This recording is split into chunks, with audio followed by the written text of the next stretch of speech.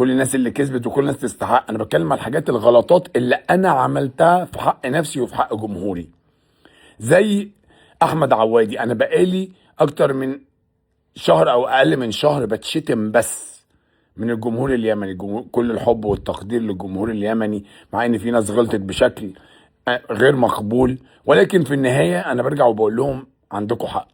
بصراحة انا غلطت في اختيارات كتير جدا جدا جدا، ما كانش المفروض اعمل كده، بس انا محتاج اقول لجمهوري ان انا اتخدعت.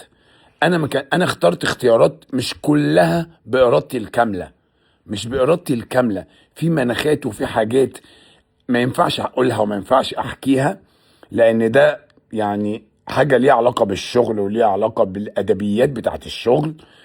ولكن انا بقول ان انا ما كانش ليا ذنب، ولو اتعدى عليا الزمن 1000 مرة كان في ناس زي احمد عواد وزي ناس كتير قوي في البرنامج كان ممكن اختارها بشكل انزه واشرف بالنسبة لي انا كشخصيتي انا.